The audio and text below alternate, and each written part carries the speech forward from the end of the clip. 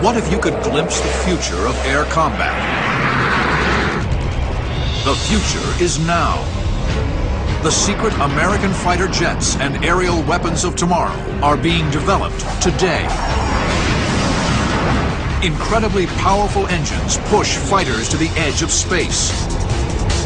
Sophisticated helmet systems give pilots a 360-degree view of the battlefield. And stealth. Invisible planes that can strike anywhere in the world at a moment's notice.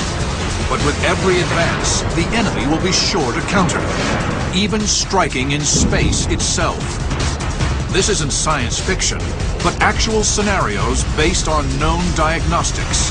A glimpse of what's coming very soon. Experience what will be. Dissect the tactics. Witness the awesome spectacle of the dogfights of the future.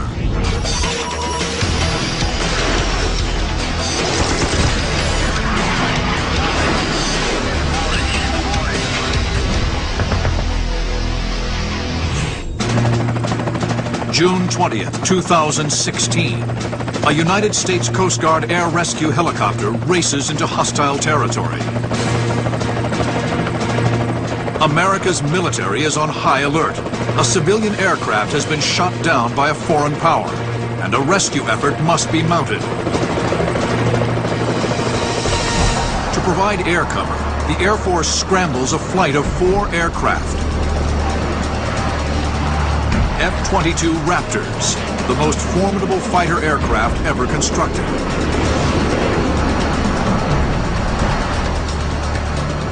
The Raptors, stealth fighters, streak into the danger zone at over 1,000 miles per hour, Mach 1.5. They are virtually invisible to enemy radar. The F-22 is just one of a lethal new breed of fighting machine that even now are redefining aerial warfare. Quantity is a quality all of its own, and the Western world is very much putting its eggs in the basket of high technology, fewer numbers that can achieve the same effects on the target because you have precision and stealth. These amazing machines are the culmination of a century of fighter aircraft development. The first combat aircraft, or so-called Generation 1 fighters, took to the skies in World War I. Planes like the Fokker D-7, SPAD-13 pioneered fighter aviation, topping out at just over 100 miles per hour. Generation 1 reaches its apex in World War II. Planes like the P-51 Mustang and German Bf-109 could fly and fight at well over 400 miles per hour. But by the close of that war, the first Generation 2 fighters, jets, upped the ante. One of these, the German Me-262, could fly over 500 miles per hour.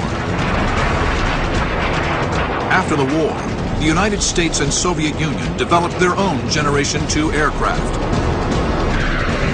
like the F-86 and the MiG-15.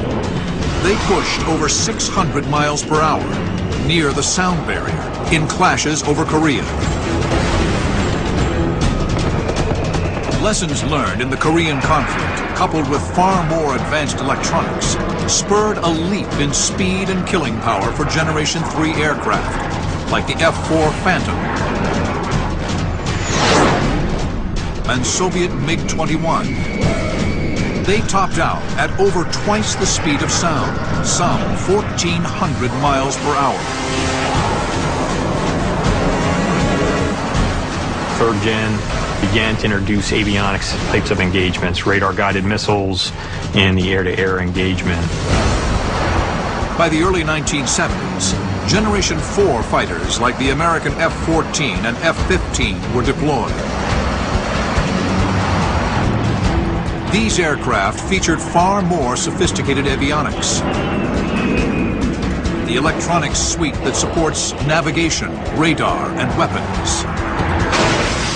In developing the Gen 4 fighters, not only did they have a whole lot more computer power to work with, but it was a mindset change to create the ultimate killing machine.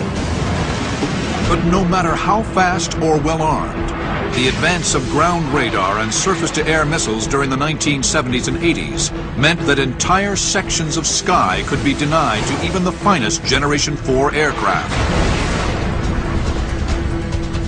The life expectancy for a Gen 4 fighter over anywhere that we may go in the near future is very little. And I'd say easily 50% loss is only because the enemy is not going to have enough missiles to shoot these guys down. To survive and dominate this environment, radical new technologies are needed. Enter the F-22, the world's first Generation 5 fighter. First proposed in the 1980s, the F-22 is a single-seat fighter. It was unveiled to the public in 1997 and delivered to the Air Force in 2003. Its true top speed, a closely guarded secret, is well over 1,400 miles per hour. It is armed to the teeth with 6 radar-guided missiles and 2 heat seekers. The F-22 Raptor, I saw that first at Andrews back in '91. If Kim Basinger was an airplane, that's the one she'd be. Just a startlingly beautiful aircraft. It outperforms the F-15 in every regime when it's invisible to radar. It don't get much better than that. Initially, when the jet was conceptually designed, it was always meant to be an air-to-air fighter, because it was supposed to replace the F-15C, and that jet's main role in mission in the Air Force was an air superiority platform. Now, a flight of F-22s will employ a startling array of high technology in a hypothetical future combat scenario. 4 Raptors race to provide cover for an air rescue unit. The Raptors speed in with aid of an advanced engine capable of super cruise, a revolutionary technology introduced in the F-22 that allows it to fly extremely fast while conserving fuel.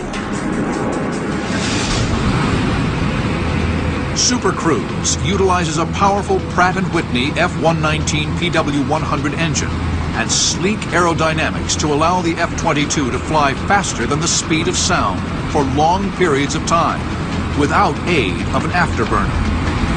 I can cover a whole lot more territory at Mach 1.5 than I can cover at 0.9 Mach. When I don't have to use afterburner to achieve that altitude and that airspeed, it allows me to stay up there longer, so I'm not wasting all my gas and I have a little bit more endurance. The Raptors arrive on station just as the Coast Guard begins the rescue.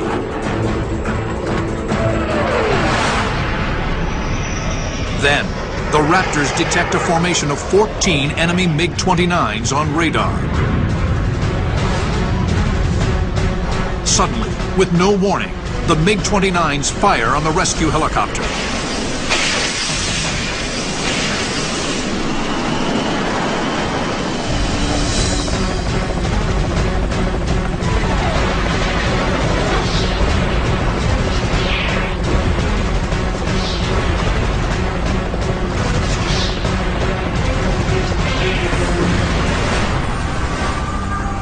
As the rescue helicopter's frantic radio calls fall silent, a stark realization sets in. The F-22 Raptor is now in a shooting war. They are outnumbered 3-1. It's time to prove that the Raptor's technology really will make up for numbers. Their primary advantage, and the cornerstone of Generation 5 technology, is stealth.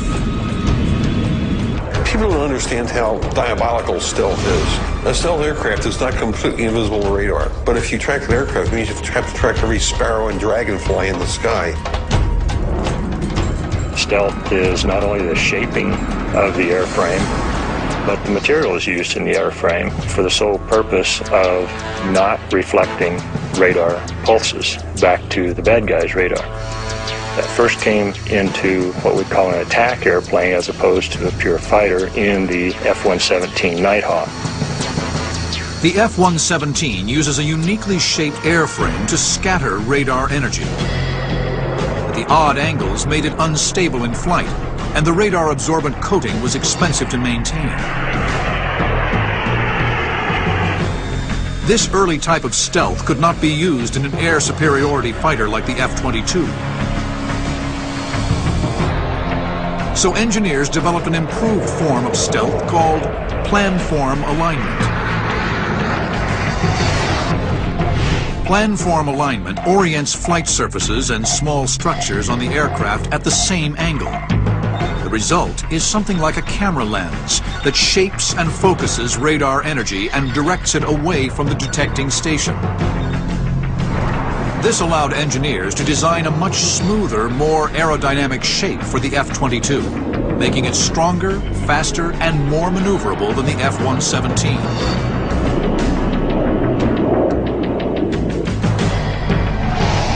In this modern era of stealth combat, there are two types of fighters: stealth fighters and targets. Now, witness how stealth will change the future of aerial warfare as a single flight of 4 Raptors engages a formation of 14 MiG-29s. The F-22s are invisible to the enemy. They can pick where and when to begin the fight. Any other 4th generation fighter aircraft in the world, for the most part, what they're going to see when they're being targeted by a flight of Raptors is nothing. The Raptors obtain lock and fire. The missiles deploy from internal weapons bays. If the missiles were mounted externally, the F-22's stealth outline would be broken. Warnings blare in the MiG-29 cockpits.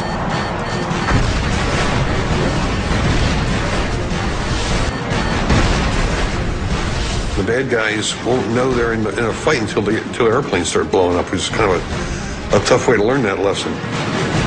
Still undetected, the Raptors fire another volley of advanced medium-range air-to-air missiles, or AMRAAMs.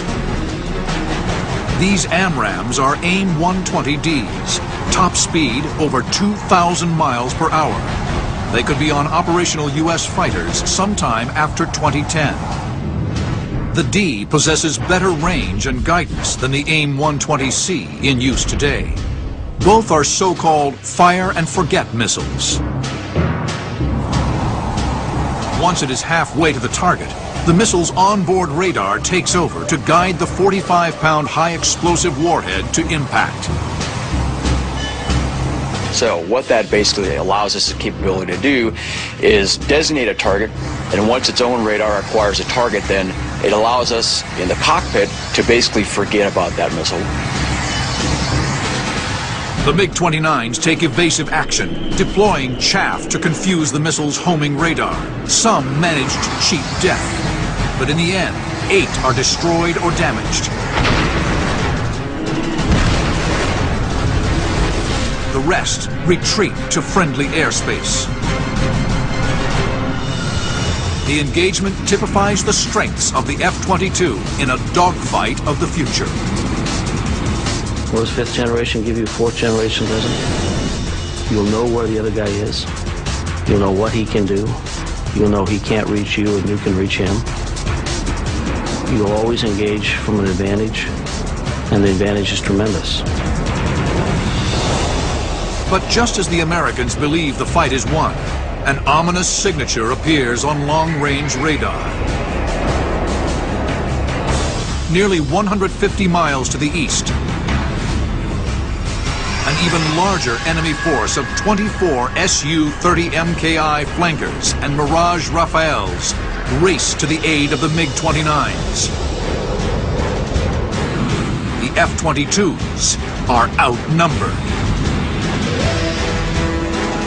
In the F-22, we routinely train to fighting outnumbered. We realize that if we only have a certain number of operational squadrons of F-22s, we're going to have to do a whole lot with not very much. The F-22s move to engage the enemy force. Their only hope of surviving against these overwhelming numbers will be a secret future weapon, one few today have heard of, capable of astounding destruction.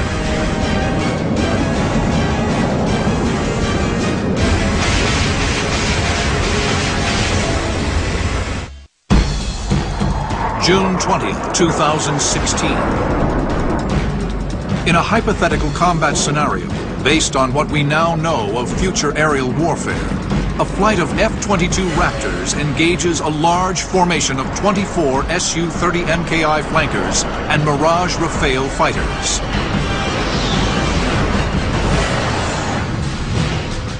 Aircraft like the Russian-built Su-30 and French-built Rafale are widely exported and easily obtained by nations looking to build an air force quickly. They are advanced Generation 4 fighters, the most likely opponents for the F-22 in the next decade.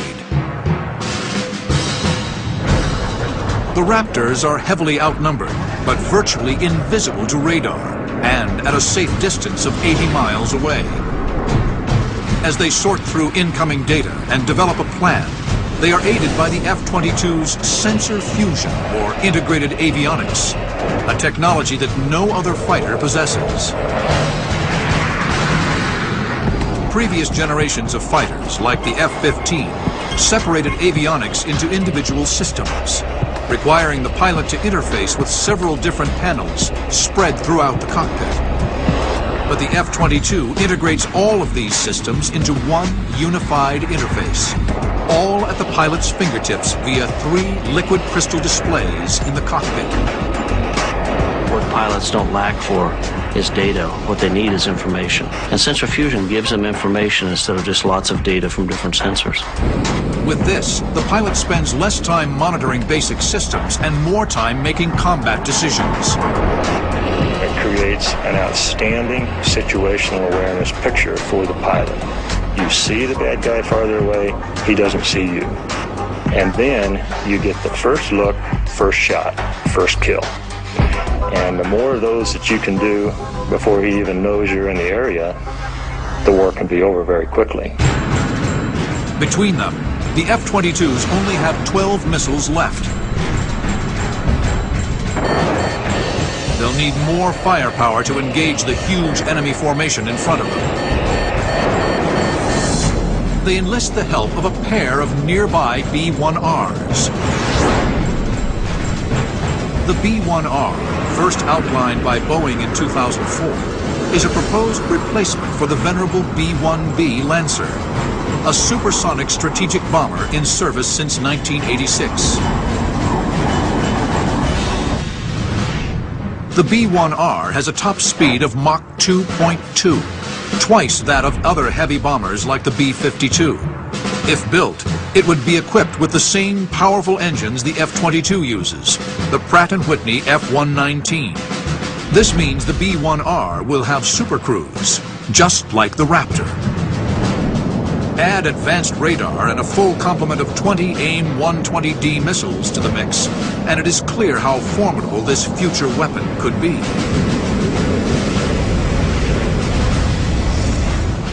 Let's say we have a Raptor that's able to detect, localize, and fix an enemy aircraft.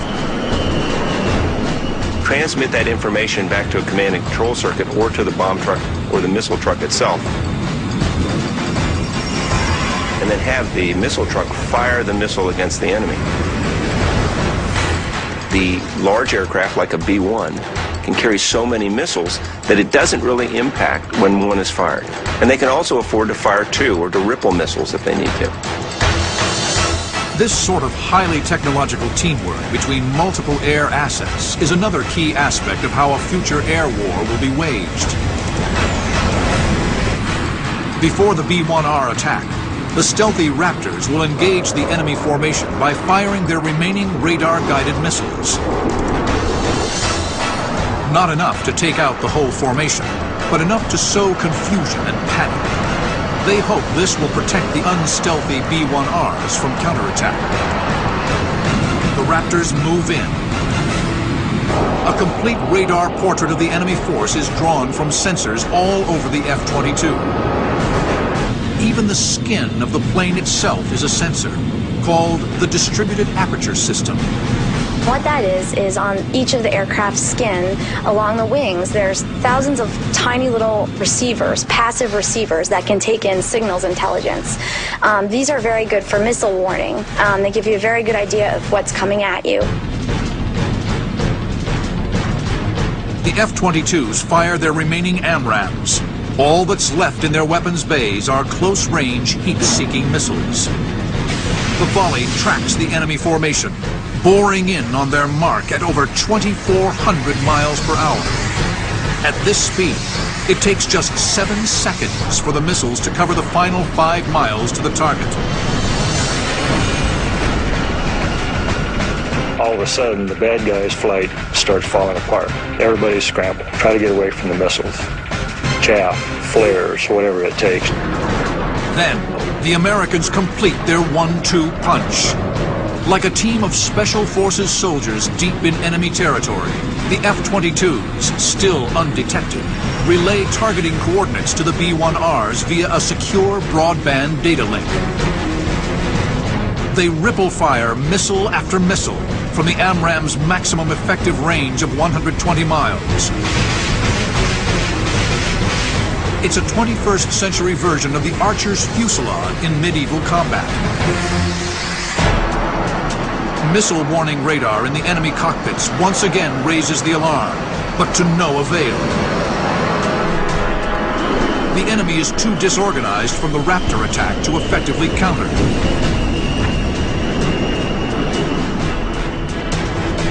The chaos among the enemy ranks perfectly illustrates the stunning advantage of high technology in a dogfight of the future. Can you imagine what that would do to a command and control cycle when all of a sudden your aircraft are disappearing from missile shots and you have no idea where the targeting is coming from? In just a few moments, it's every man for himself. Radio chatter is intense as the enemy tries to determine who is alive and who is dead. But among the confused and scattered formation, a handful of pilots flying French Rafales managed to survive the storm of AMRAAMs from the B-1Rs. Here's how. In order to defeat a missile that's been launched on you, first of all, you've got to know it's coming. So you've got to have a good radar warning system that's going to let you know, A, you're locked on, and B, there's been missile launch at you. The AMRAAMs fired by the B-1R use Doppler shift in the radar returns to calculate path of travel, speed, and distance to a target. For the Rafales, survival depends on understanding this and knowing how to overload the missile's tracking system. The enemy pilots survived by breaking into the AMRAAM, perpendicular to the missile's flight path. Then they released chaff, strips of aluminum that reflect radar energy.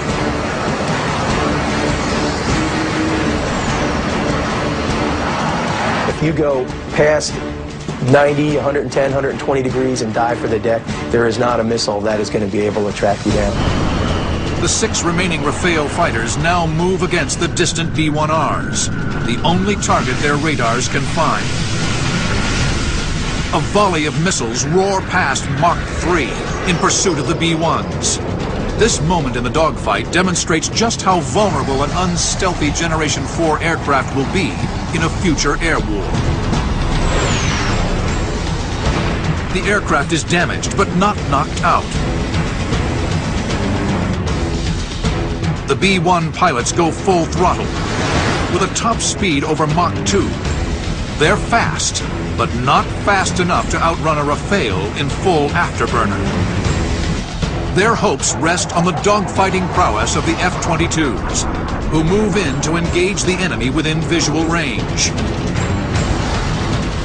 This battle will be decided up close and personal, with the F-22s in full sight of the enemy. It is the year 2016. In a hypothetical scenario, 2 American B-1Rs were just attacked by enemy Rafales.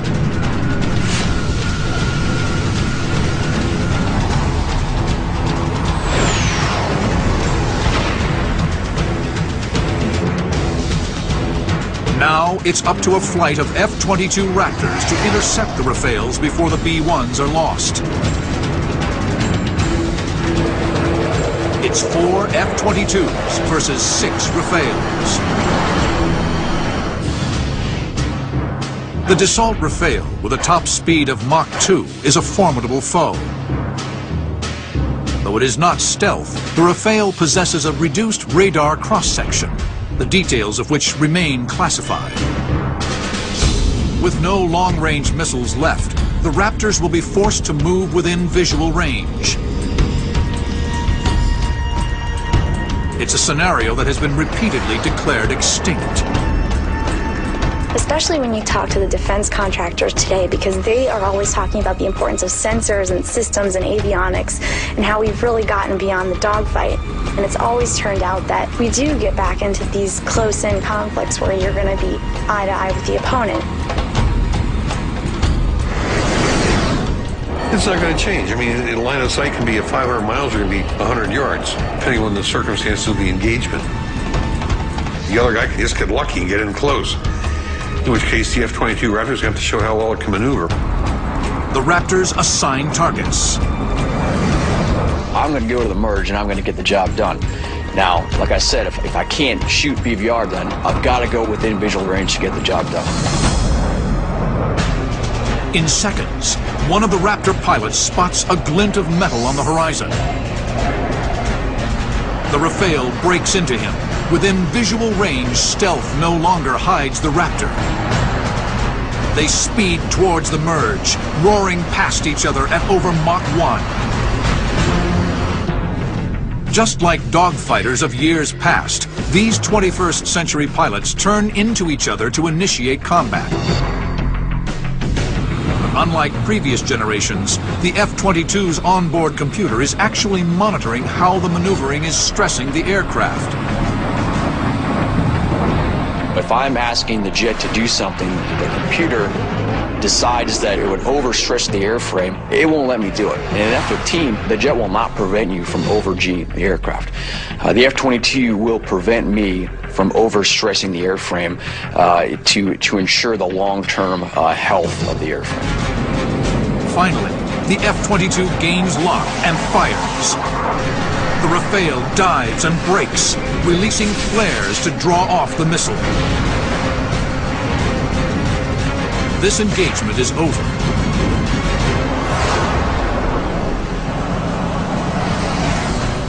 But 3 miles away, another Raptor battle is just beginning.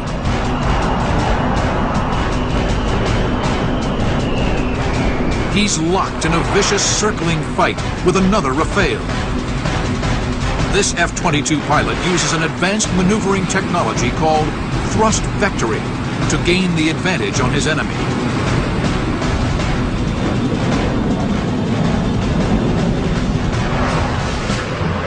Thrust vectoring was originally developed in the 1960s for aircraft equipped with VTOL and STOL, or vertical takeoff and landing, and short takeoff and landing.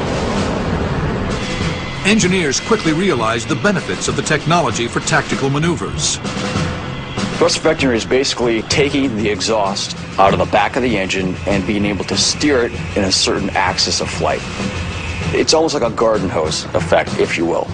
If you turn the garden hose on full blast, that nozzle that the water's coming out of is going to push that hose around in a circle. A handful of Generation 4 fighters, like the Su-30 and MiG-29, incorporated thrust vectoring.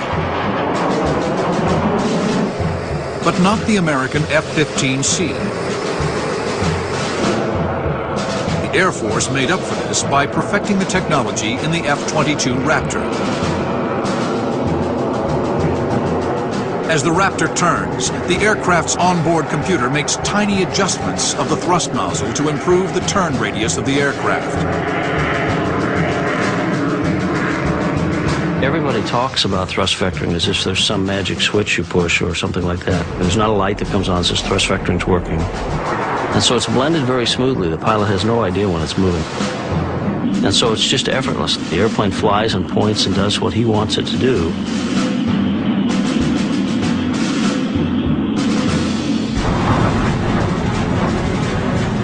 Thrust vectoring seamlessly allows the Raptor pilot to turn tighter circles while maintaining airspeed. Soon, he's in position on his enemy's tail.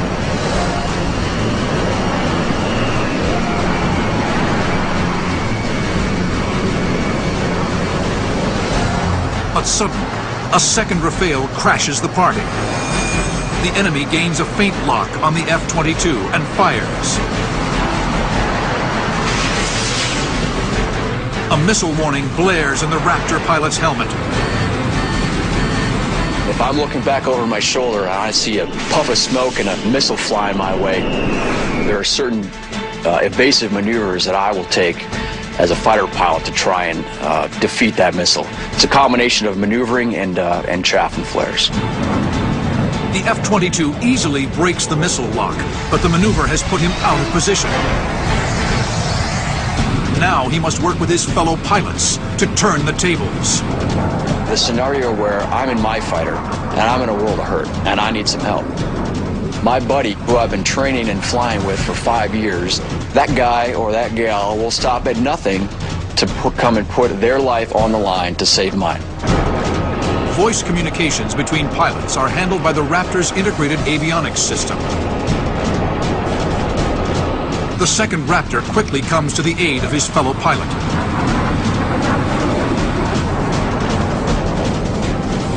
It takes years of training and being exposed to different scenarios and figuring out how you're going to handle those scenarios and still come away alive and having achieved your tactical objectives. The first Raptor breaks hard into his opponent, forcing him in the direction of the second Raptor. The second Raptor locks on with his heat-seeking AIM-9X Sidewinder missile. The AIM-9X was approved for full-rate production in 2004 and should be fielded at any time. Many details are classified, but it is known that it will possess a type of thrust vectoring technology called jet vane control, which gives it much greater agility over its predecessors.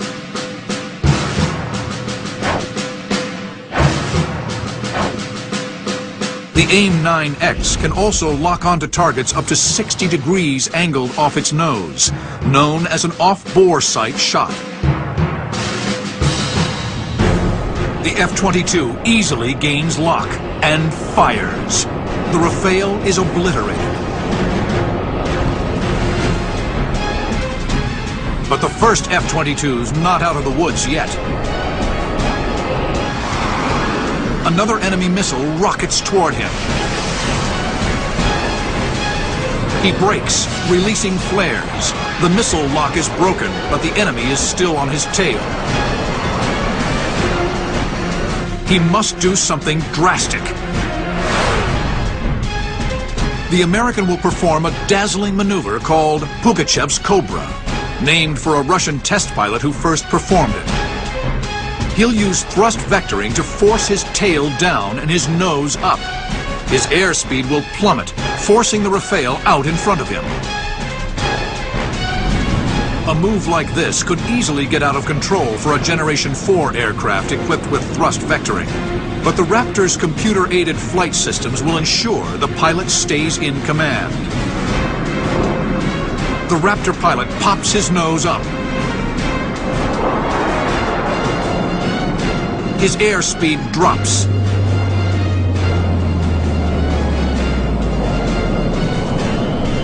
The Rafale fights to stay in the turn, but has no chance. He shoots past the Raptor.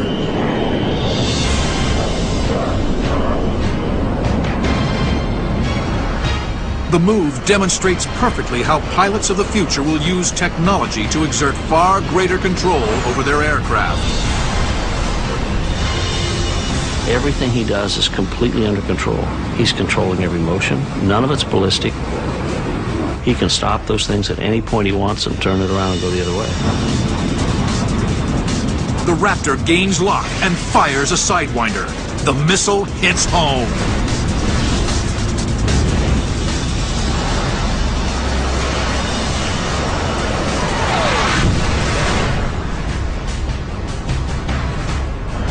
The rest of the enemy force flees south. The Raptors could pursue, but they choose not to.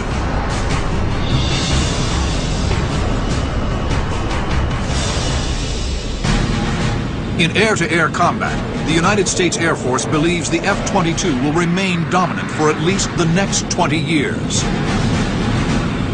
it is unlikely that another country will develop a Generation 5 aircraft to challenge it anytime soon. Why haven't they built them? Well, because it's hard. They're not easy to build. It takes very advanced companies, very advanced teams to put them together. It is attention to every detail. The F-22 may have control of the air, but historically the greatest threat to a fighter pilot comes from the ground. The greatest threat now to really any of our platforms is that very highly sophisticated and integrated air defense system. Americans have already encountered integrated air defense systems over Bosnia and Iraq. An IADS can be implemented much more readily than a top-of-the-line Air Force, which requires billions of dollars and a top-tier pilot training program. An IADS, composed mainly of radar networks and surface-to-air missiles, have been the main line of defense in most Middle Eastern countries for decades. Those are the systems that can find you, potentially, and track you and launch on you from 100 miles away. That is a pretty impressive brick wall that a country can put up if they don't want you to come into their territory. So you've got to find new ways to get up to that wall and knock the thing down. In the future, these radar stations will be harder to find and destroy. Surface-to-air missiles will be longer range and more accurate. A strike mission against any country equipped with an advanced IADS will put the pilot of a Generation 5 fighter to the ultimate test. July 22nd, 2019. In a hypothetical combat scenario, a joint strike force of American and British planes soar over the Caspian Sea. On this night, a mission to strike suspected uranium enrichment sites will take them deep into a country fortified with an advanced integrated air defense system.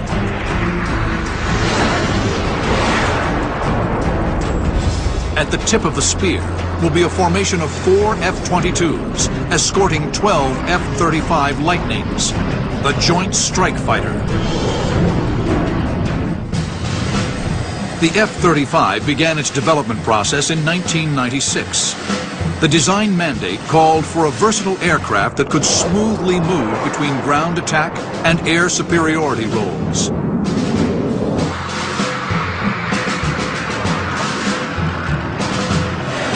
The F-35 was meant to replace other strike aircraft like the F-15E, F-16, and F-18. It is hoped it will be the world's premier strike aircraft for the next 30 years. The only airplane out there that the F-35 is going to have any trouble with, would even be parity with it, would be the Raptor. Nobody else will be close. With a single powerful engine, the F-35 tops out at Mach 1.6, but it lacks supercruise and thrust vectoring. Still, it incorporates the same stealth characteristics as the F-22 and can be every bit as lethal in air-to-air combat.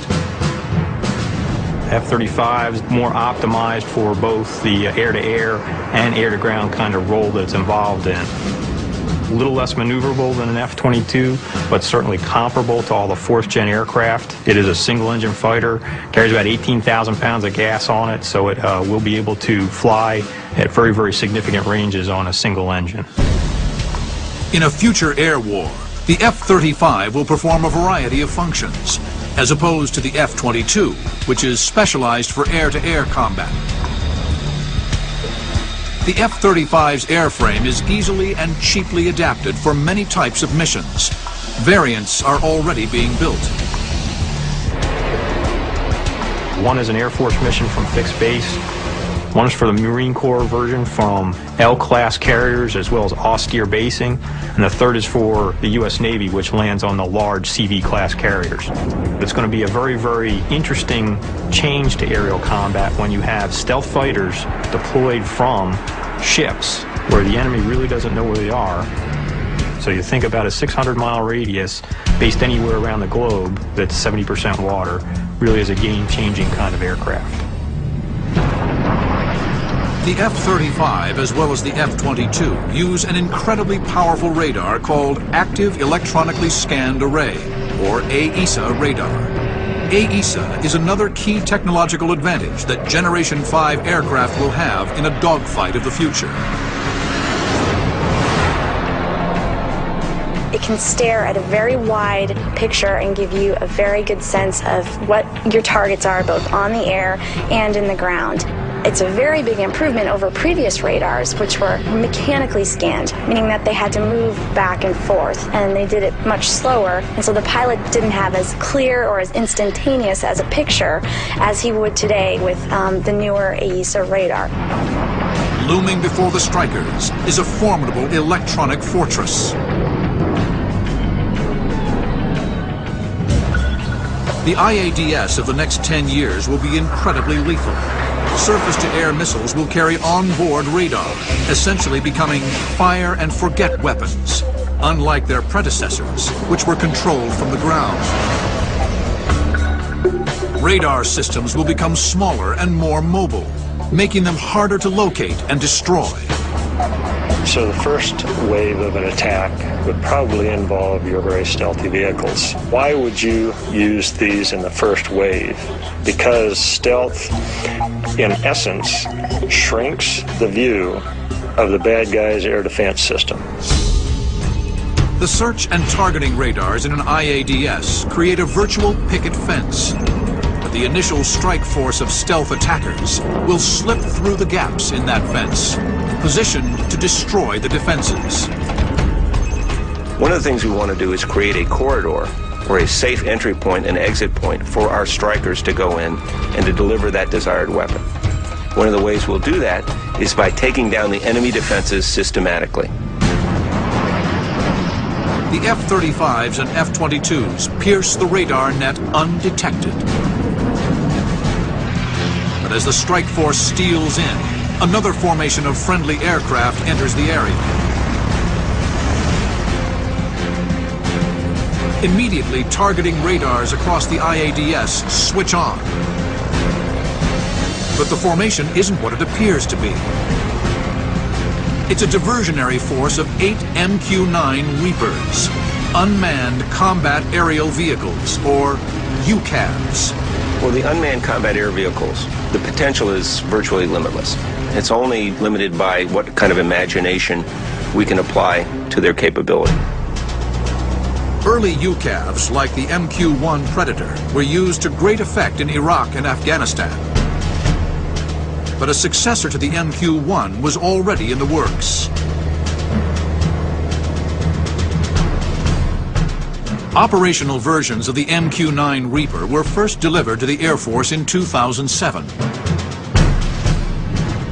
The Reapers have a single prop engine in the back that can carry them up to 1,000 miles from their launch site at speeds of 300 miles per hour.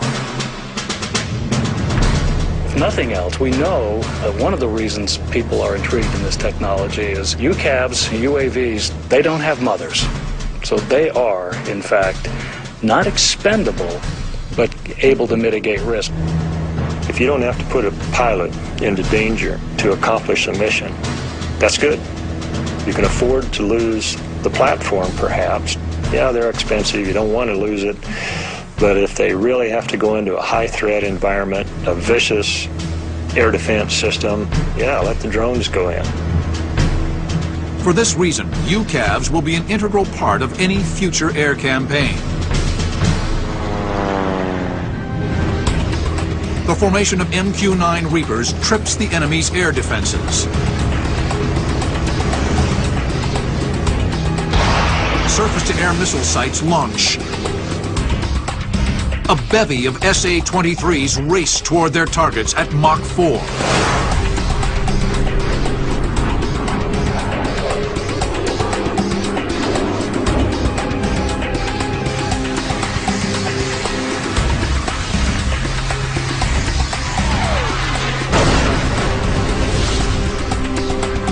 The SAMs easily track and destroy most of the decoy formation. But with radars active, their positions are plotted by the F-35s. the Lightnings snap into action. Aided by the same integrated avionics suite used in the F-22, they smoothly share targeting data. And overall, this ability to send messages between the cockpits can't be underestimated, because when you look at your fourth generation fighters, you're in an F-16, you're always looking around you, where's my threat, and trying to build that picture all the time. Well, if you're in a Joint Strike Fighter, you have the ability to instant message your images between each other. So all of a sudden, you're looking at the exact same threat, and you both have the exact same concept of what kind of fight you're going to be in. Two of the F-35s roll in to deliver AGM-88 harms against radar tracking stations. The HARM, an anti-radiation missile, locks onto the station's radar signal and homes in for the kill.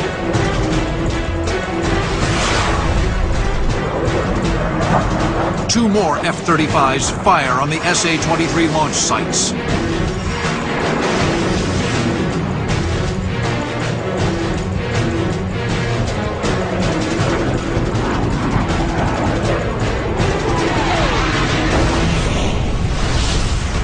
Several other Lightnings, filling the electronic countermeasure role, jam other targeting radar stations to prevent further launches. Another thing you can do with an ESA radar, and it's classified, is in essence fry the other guy's electronics. There's enough energy that you can focus with one of these radars that you can just cook his computer. Maybe you can knock out some of his radar system.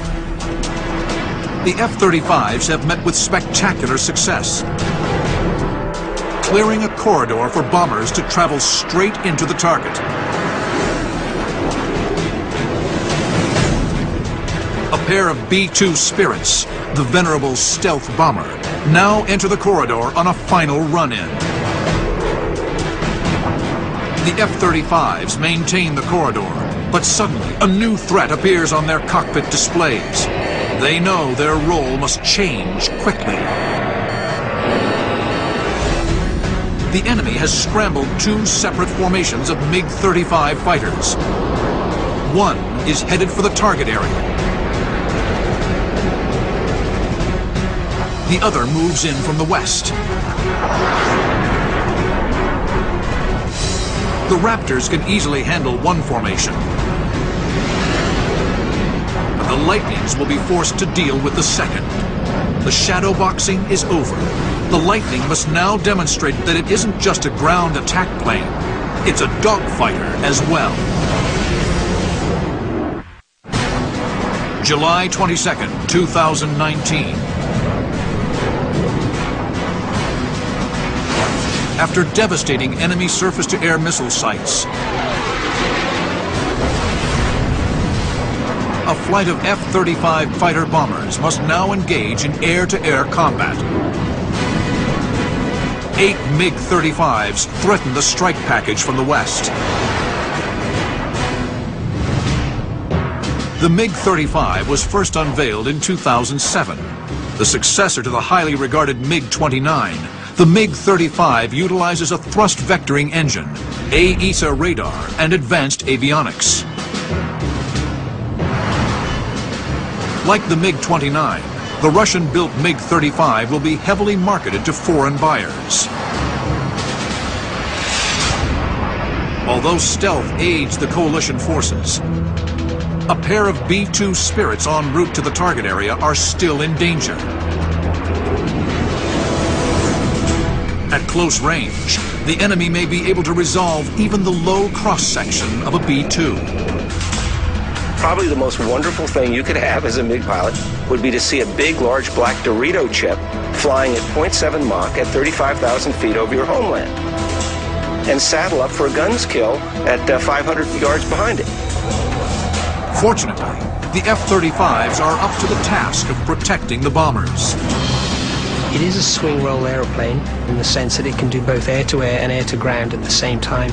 It was designed to be that from the outset. It's got a lot of thrust, it's got a very low wing loading, it's very easy to fly. The F-35 pilots move into combat spread, careful not to engage the afterburner with its highly visible thermal trail. They seamlessly share targeting data and coordinate a long-range assault. Like the F-22, they are aided by an integrated avionics system that makes these tasks much easier than in previous generations of fighters. It's a lot like going from an old DOS operating system on an IBM PC in the 80s to a Macintosh, Windows, very intuitive kind of environment now. We have examples where you take brand new second lieutenants out of the Air Force and drop them in the simulator, and they hop in, they see where the targets are, they engage them in 20 or 30 minutes, and they hop out with a grin on their face saying, "Yo, when can I get myself one of these?" On the flight lead's command, missiles are deployed, again like the F-22 from internal weapons bays.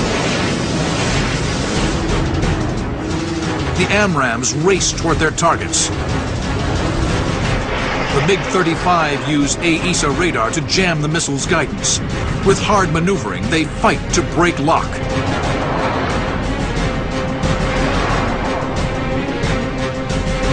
But 3 are destroyed.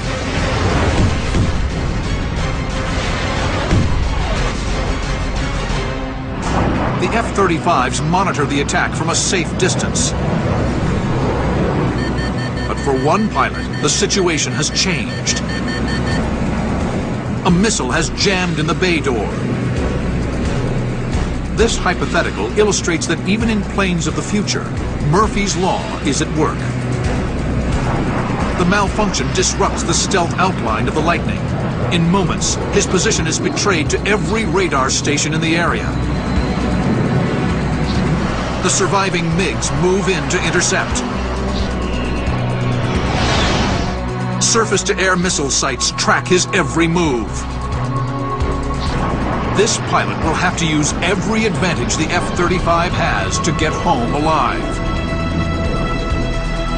including a remarkable technology that gives him an unprecedented view of the nighttime battlefield. The helmet-mounted display. The helmet-mounted display, or HMD, is a technological marvel. First developed for advanced Generation 4 fighters like the French Rafale and the Eurofighter Typhoon in the 1980s and 90s, HMD will soon be a fighter pilot's primary tool when in combat.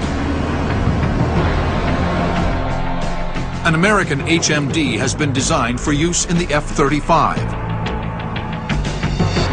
and will be standard on the Lightning when it is deployed to operational units in 2010.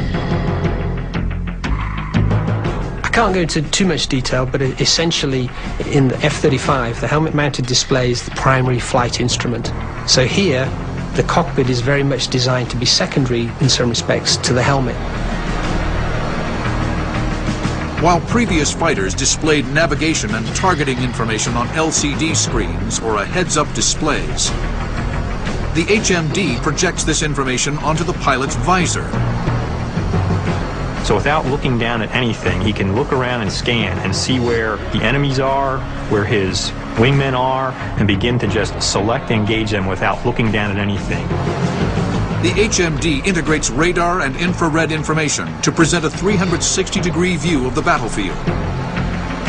With this, Lightning pilots can track opponents in any direction, even directly beneath the cockpit. This is an advantage if you're in a situation where you can't turn your aircraft quickly enough to get your nose toward the target, but you want to hit that target. If you have a helmet-mounted display that can slave your weapons, then you're able to turn your head and shoot at that target before you even have a chance to get your nose on the target. We'll slowly get a picture of what's happening on the air and on the ground as well. We'll pick our way through those defenses in the best way that we can. Now, a lone F-35 pilot must use this incredible capability to beat the odds and make his way to safety. Projected on his HMD, he sees a missile launch warning. A MiG-35 has fired on him. The Lightning pilot first uses AESA radar to jam the missile. Previous generations of fighters needed completely separate jamming equipment. But AESA higher processing power allows it to track multiple targets and jam others all at the same time. The F-35's next move is to orient the top side of his aircraft to the missile. This part of the plane is still stealthy. The missile loses lock. Now he switches his display to night vision. Another task made very simple by the F-35's pilot-friendly interface. On the F-35, it's an 8 by 20-inch piece of glass. There are no switches in the cockpit. It's finger on the glass, touch screen, very interactive in terms of being able to bring up a display, iconify a display, make it big, make it small, depending on what the typical mission is. The pilot spots a glowing burner plume. A MiG-35.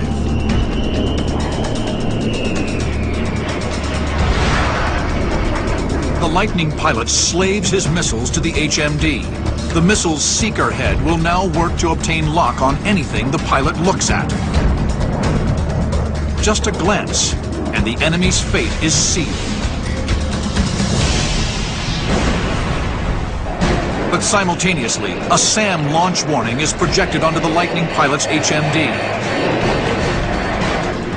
Again, he jams the missile and maneuvers against it. The HMD allows him to track the missile on its intercept course.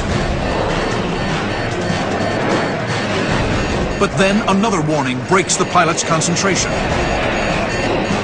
A nearby MiG has managed to launch a heat-seeking Archer 11 missile. The Russian-built Archer 11 has been the standard heat-seeking missile for MiG fighters since 1985. Continued upgrades will make the Archer 11 a threat long into the future.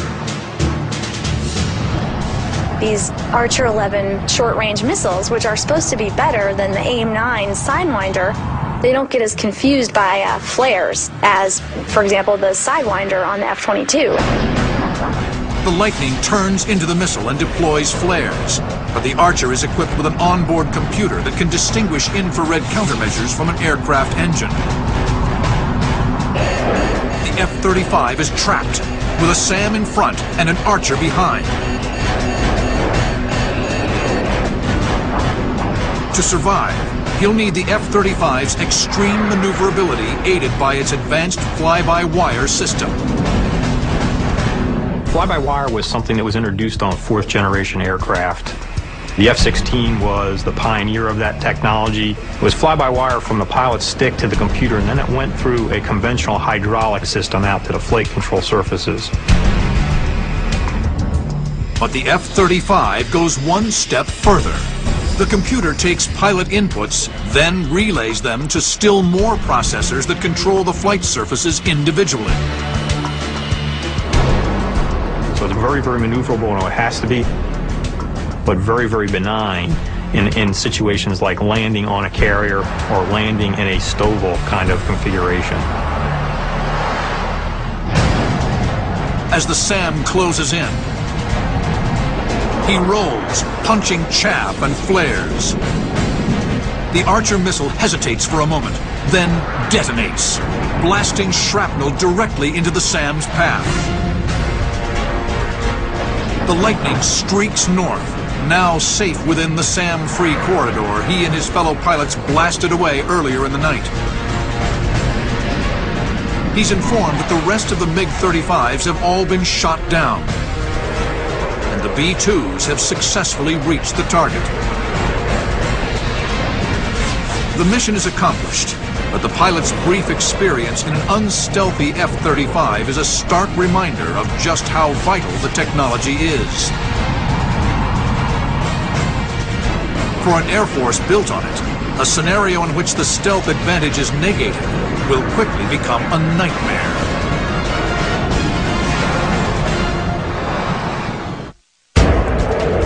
April 8th, 2027.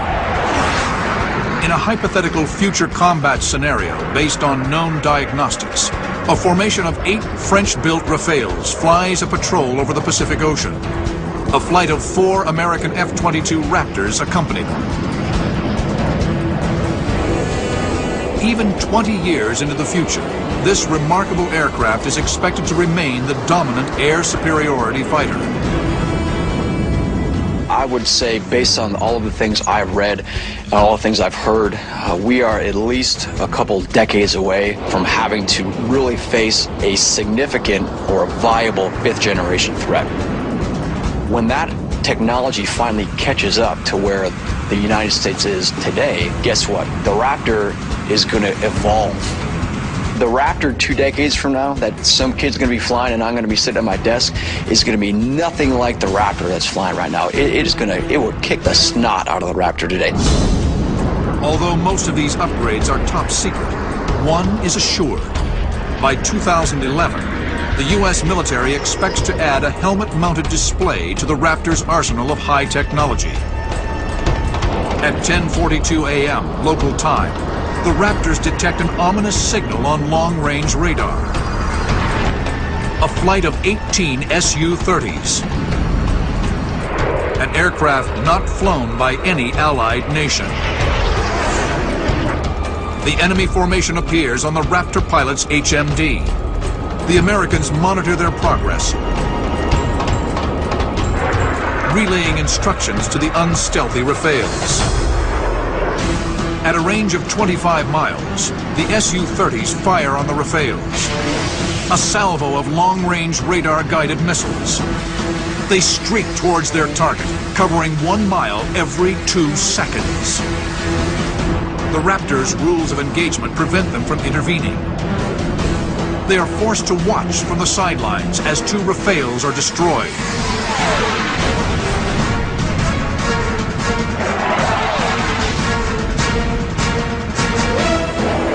The rest retreat, unable to stand and fight in the face of 5-to-1 odds.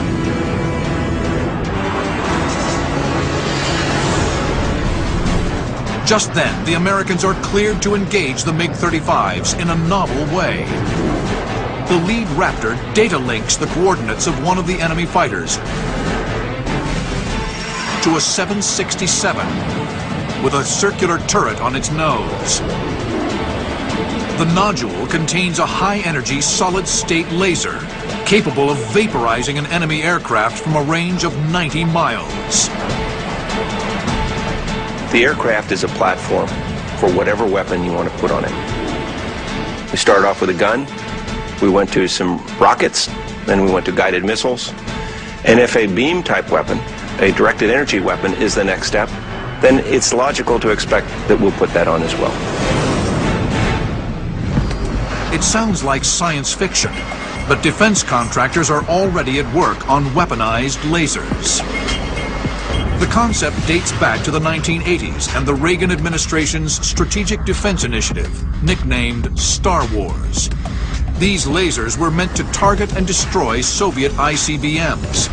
In recent years, this knowledge has been applied to the development of the airborne laser, or ABL. It's just a very large laser that's mounted in a Boeing 747 type aircraft, and it has the system such that it can acquire a target, primarily a missile, but it could be a fighter, and then fire a very powerful laser beam at that target and take it down. The ABL of today are bulky chemical oxygen iodine lasers designed as anti-ballistic missile weapons. Boeing and Northrop Grumman hope the first operational test of this ABL will occur in 2009. If successful, engineers will continue work on the ABL as well as other applications of high-energy weapons. It is hoped these lasers can be mounted on multiple platforms, aircraft, ships, even tanks. Pretty soon, we are going to have those weapons. And eventually, the first time they find out we're using them tactically is when they start disappearing off the screen and we haven't fired a shot as far as being a fighter jet. When such weapons reach the field, air combat will again be revolutionized. All a pilot will need is a coordinate, and with the press of a button, destruction at the speed of light. The Boeing, safely out of missile range 150 miles away, charges the laser and fires. The beam is in the infrared spectrum and is not visible to the naked eye. One of the lead Su-30s is vaporized. The effect of the weapon is slow to sink in for the enemy formation. No one is quite sure what happened. A second coordinate is relayed to the 767. Again, the laser fires.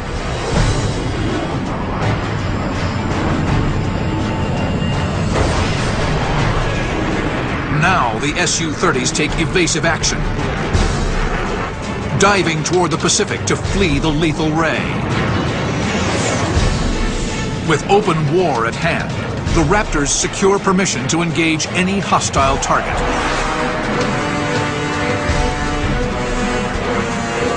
Then, the Raptors' missile alarm rings out. Despite their stealth, the F-22s are being actively tracked by several Mach 5 surface-to-air missiles. In an instant, the era of stealth has ended. April 8th, 2027. In a hypothetical combat scenario based on what military experts believe the future of air combat will be, a flight of 4 American F-22 Raptors have come under attack.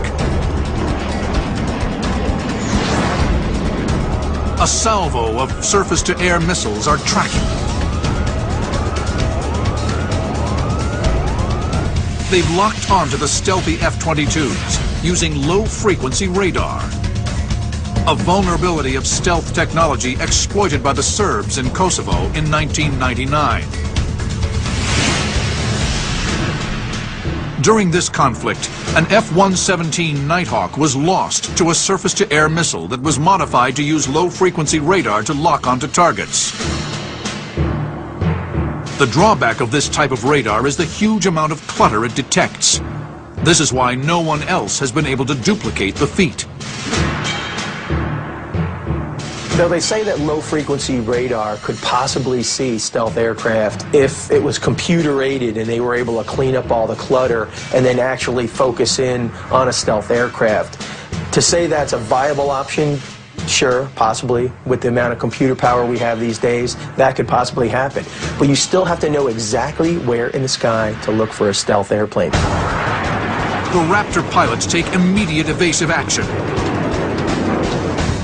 These SAMs are traveling at an astonishing speed, over 2,000 miles per hour. The pilots cannot rely on their eyes. The missile is simply moving too fast. The HMD aids them, projecting the SAM's position on the visor so they can maneuver. One missile finds its mark.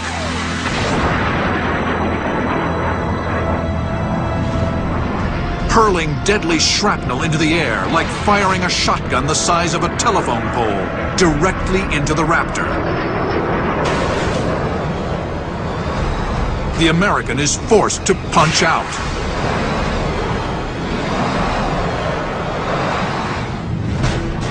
With quick thinking and aggressive maneuvering, the 3 remaining F-22s defeat their missiles and retreat.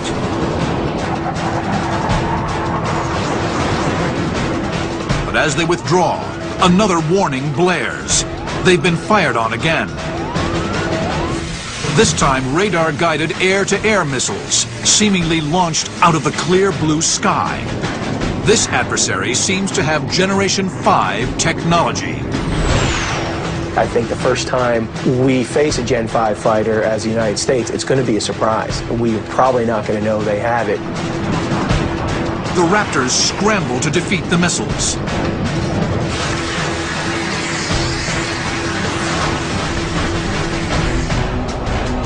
Then they pick up several faint radar contacts. Enemy aircraft moving towards them at Mach 2.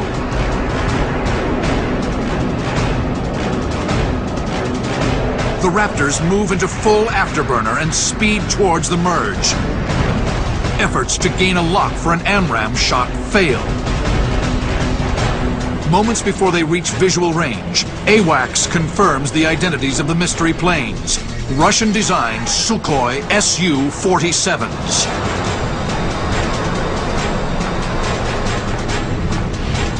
The Su-47 was introduced in 2000 and is only at the beginning of its development. But the Russians hope this will be the first Generation 5 aircraft built outside the United States. They have the technology, it's just a matter of them getting the money and the wherewithal to put it together and the threat. Right now, I mean, they're not threatened by us, they're not doing anything to us. There are other countries out there that are threatened by us, and they do have the money. So sure, are they going to probably get some stuff from Russia? Probably. The Sukhoi, top speed over 1,500 miles per hour, has a unique forward-swept wing, giving it greater agility in a dogfight. With thrust vectoring, advanced avionics, and AESA radar, the Su-47 will be a formidable adversary. We will already have a game plan to do battle with that type of fighter. And we have that already because there's Raptors fighting Raptors. So they're already developing techniques and tactics against other Gen 5 fighters. The Raptors and Sukhois fire radar-guided missiles at long range, testing each other out. Their AESA radars easily jam the missiles, and a few simple maneuvers break lock.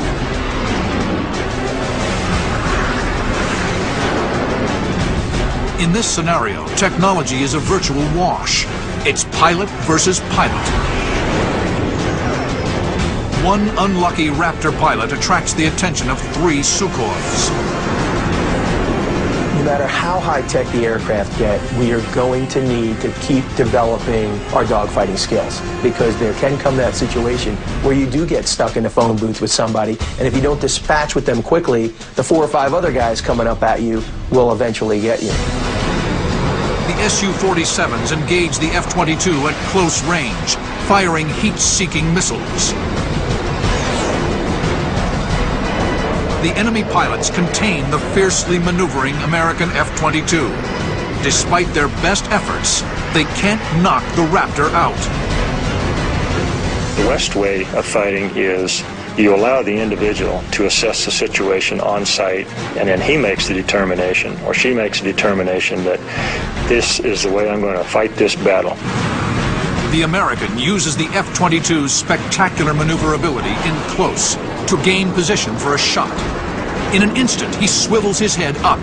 A Sukhoi's glowing red tailpipe blazes 50 degrees off his nose.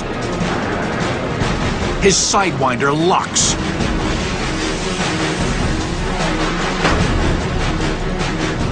The missile streaks in. Its continuous rod warhead, a packed ring of welded steel rods, bursts open inside the aircraft. That's why we are training our people to do air-to-air combat as well as air-to-ground, and not just beyond visual range air-to-air combat. We're still teaching basic fighter maneuvers, how to handle the close-in fight. The Raptor quickly rolls and turns. The Sidewinder shot has improved the odds, but a quick check reveals he's now in a dangerous position, sandwiched between the 2 remaining Sukhois. Quickly, the American formulates a plan, one that harkens back to the golden age of dogfighting. In the event the worst case happens, and you do get into close quarter combat, you still want to have the ability to fight your way out with a gun. The Raptor is equipped with a single Vulcan rotary cannon mounted in the starboard wing root with 480 rounds of ammunition, strictly for close encounters. The gun in the Raptor is really designed to be an air-to-air weapon. The gun is an effective weapon. With some of the new bullets, the ranges go up quite a ways. Past generations of fighters have made the mistake of not carrying a gun. Most notably the F-4 Phantom. When it took to the skies over Vietnam in the 1960s, it was roundly criticized by pilots. Missiles of the time were unreliable, and without a gun, pilots had no backup. Since then, air superiority fighters have always had a gun. Using his HMD, the American looks through the floor of his F-22, tracking the movements of the enemy beneath him. He rolls inverted, then gains lock, using his AIM-9X's ability to track targets at any angle. As the missile streaks away, he deftly adjusts the nose, firing a well-aimed burst just before blacking out.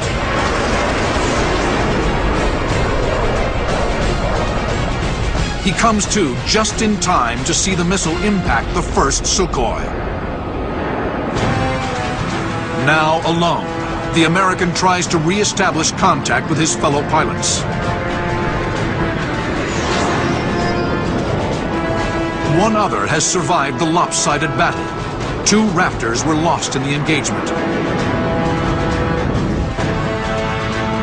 The enemy, badly mauled, is in open retreat.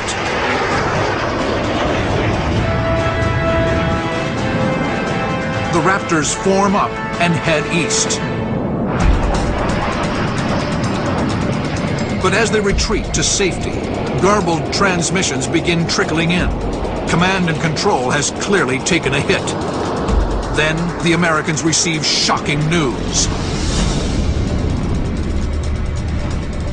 In the opening moments of the war, a score of military and commercial satellites have been blinded.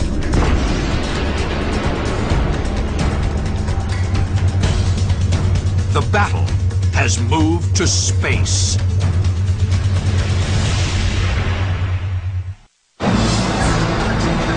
April 8th, 2027.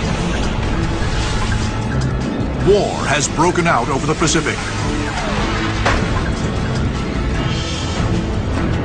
In the opening moments, anti-satellite weapons are deployed aboard missiles launched from the surface. The final stage of the rocket carries a kinetic so-called hit-to-kill vehicle to a devastating collision with an American military satellite. The hit-to-kill concept is purposefully simple, since the kinetic energy of an object traveling 7 miles per second is more than enough to destroy a satellite. There is no need for more complex and expensive explosive warheads.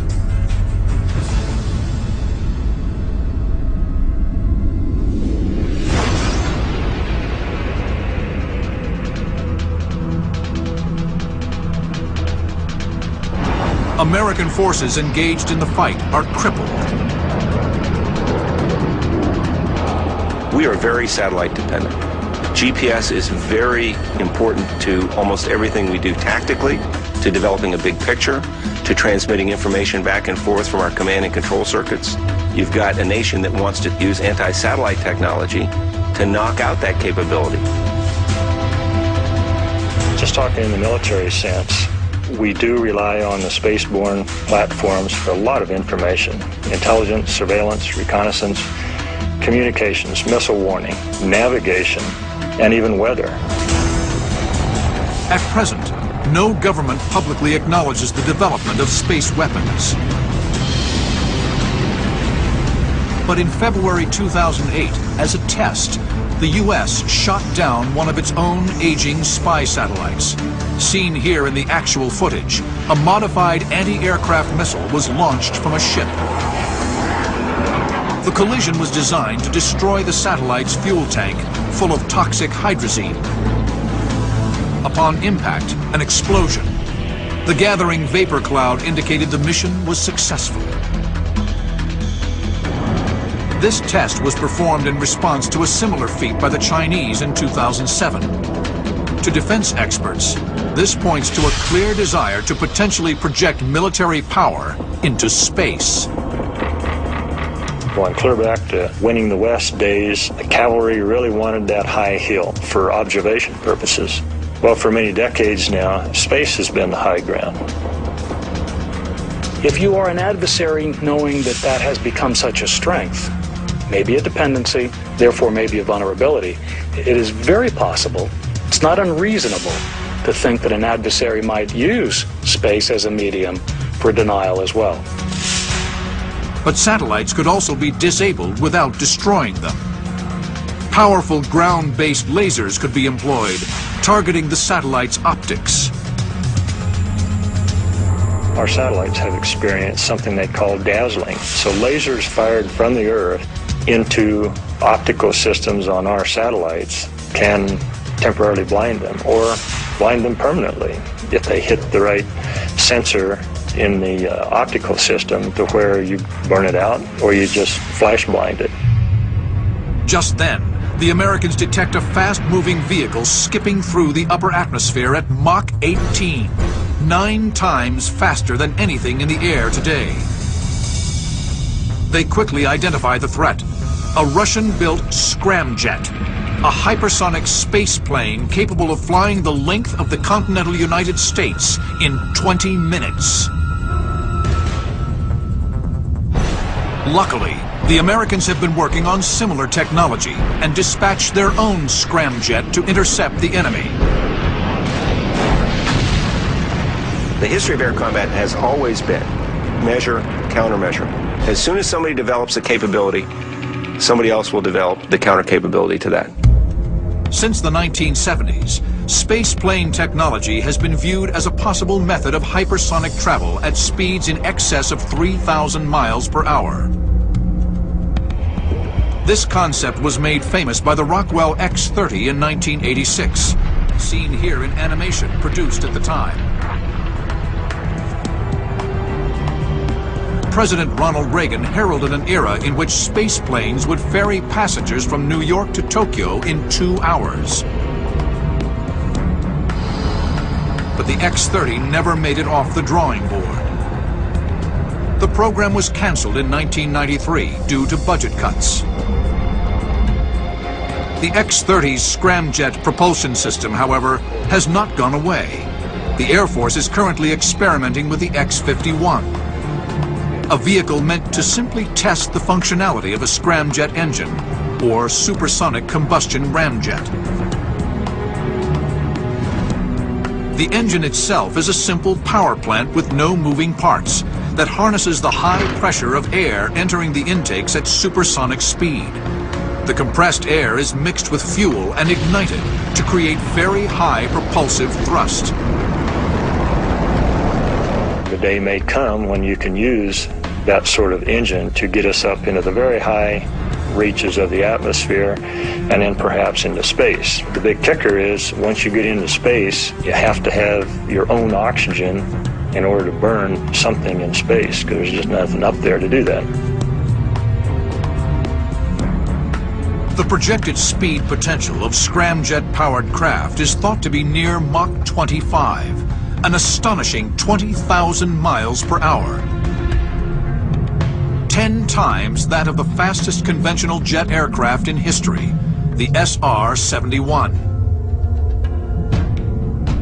With this technology, spaceplanes could take off from bases in the U.S., lift into low Earth orbit, and strike targets anywhere in the world within 3 hours. Performance is the name of the game. We want speed, we want the ability to reduce the time to react. The scramjet technology gives us that ability. To be able to skip off the atmosphere and go around the world quickly, that's also an advantage.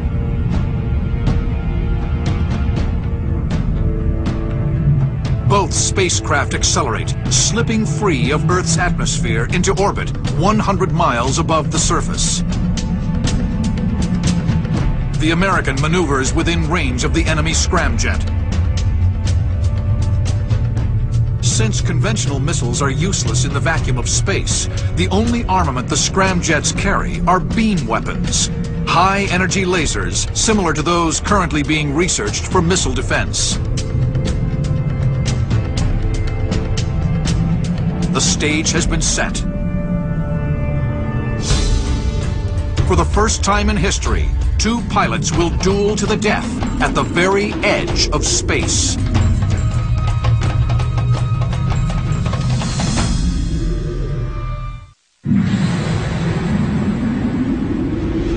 In the year 2027, 2 scramjets are about to square off in the first dogfight to take place outside of Earth's atmosphere. What happens if we go on out into space? Then we're into a whole new realm.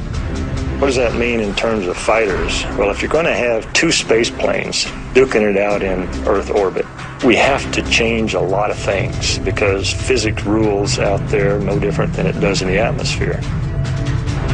Tactics instinctive to pilots for nearly a century are suddenly obsolete. Orbital mechanics, not aerodynamics, govern the maneuvers. The way you can think about being in orbit is a rock on the end of a string. Because you move the rock fast enough, the string stays taut and the rock stays out there. If you quit swinging, the rock falls then. The same thing happens to a spacecraft. That if it slows down, it falls towards the Earth. The only way it stays in orbit is to maintain a minimum speed. If it speeds up, it'll go to a higher orbit. The American scramjet carefully maneuvers closer to his adversary.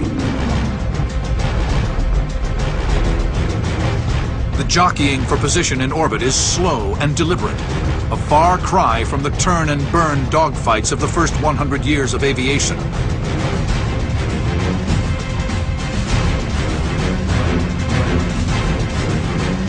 But the results will be just as lethal.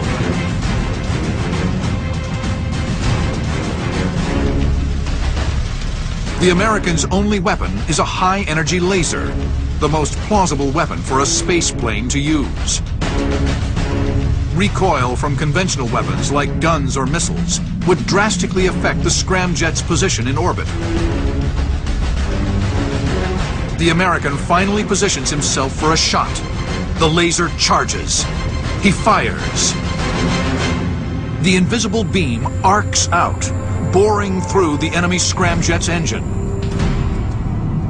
The laser is not strong enough to burn through its tough outer hull, but it doesn't need to.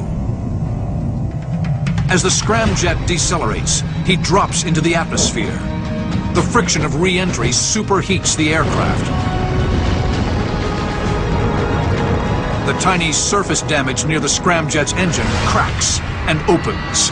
Soon, the entire vehicle breaks apart.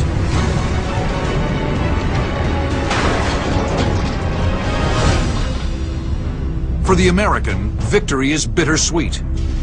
As he watches his enemy burn up in the atmosphere, the frightening implications of warfare in the future are all too real.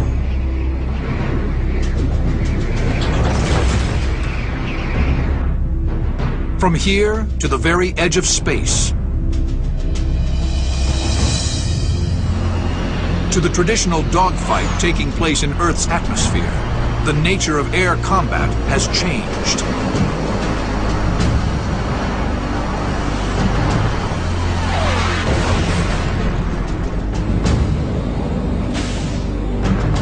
The air combat situation doesn't become less complex, it becomes more complex. Now you have more variables. So you ask how it'll change, it'll be everything they've done in the past and more. The dogfight was forged above the trenches of World War I, when pilots first stepped into canvas and wire biplanes and took to the air.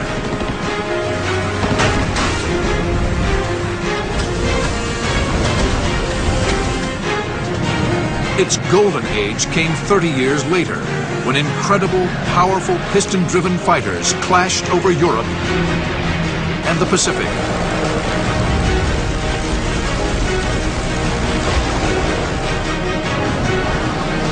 In Korea and Vietnam, jets drove dogfighting faster and higher, and guided missiles opened a new world of tactics.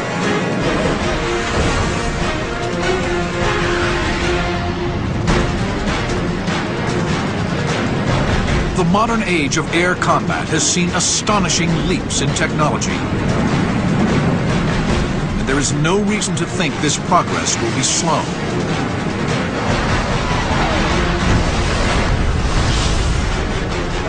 But in battles waged higher and faster,